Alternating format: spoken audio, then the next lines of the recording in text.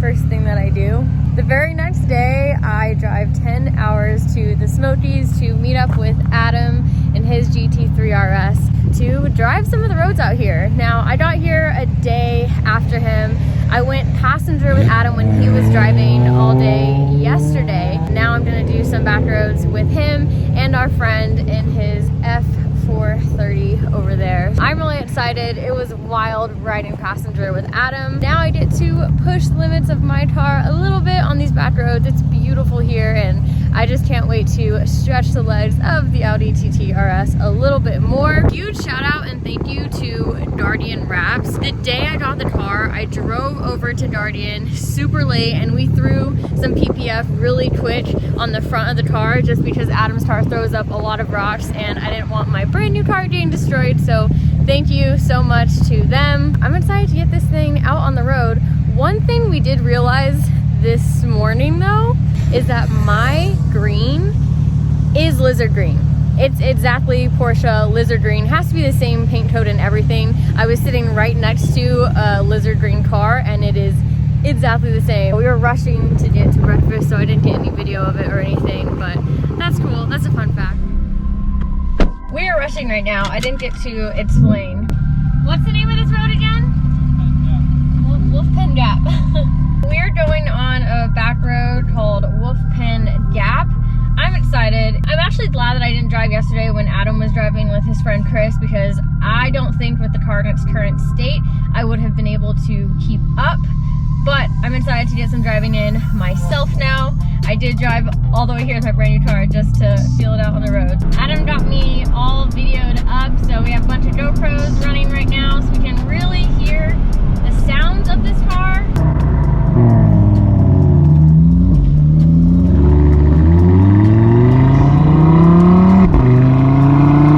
I don't even know if you're gonna be able to hear my car like over Adam's car, but hopefully you can hear it at least a little bit.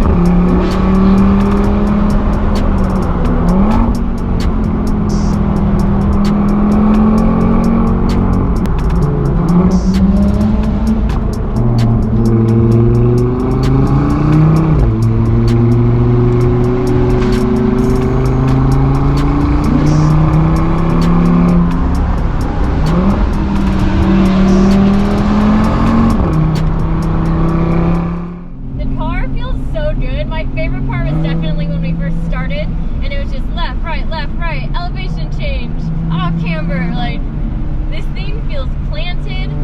There is a bit of lag. That would be my biggest complaint, but I know that's something that we can work on with the tune and with some simple bolt-on mods to really just wake this thing up.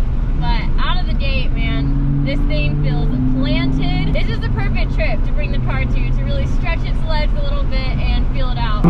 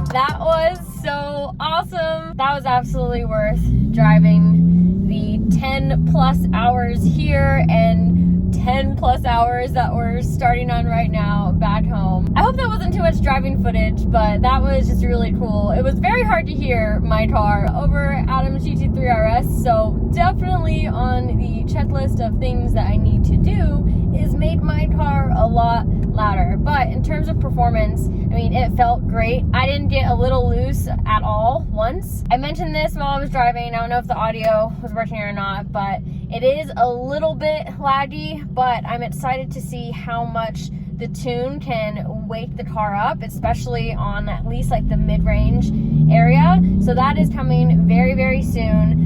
Also, grip-wise, like I just can't wait to put some Kumho Tire V720s on this thing, get a lot more grip, traction all around this car, and then like start to push it even more. Brakes were great. Never got any brake fade at all, which is fantastic. And I would have liked to hear my car a little more at close to full tilt there, but I think the GoPro on the back should have captured some good exhaust notes, even with Adam's car being super loud because he was in front of me. We got lucky because right when we were done, it started raining. So timing worked out. I can't tell you guys enough how stoked I am to have this car and learn more about about this platform in general. I'm still so excited about this car, and literally within 24 hours of getting it, I went straight onto a 10-hour drive and have no real complaints. The more I drive it, the more I love it. I'm really glad I got to experience this car in its current stock form at the Smokies, because I have a great baseline now on what the car can do and generally how it feels, so that when we start doing little mods here and there, I'll be able to notice the difference a lot more. It seems like you guys are stoked for the TT in my last video. This is only just the beginning. There's definitely a lot more I'm gonna have to do if I really want to be able to keep up with Adam and his GT3 RS, but we'll get there. We'll get there one day.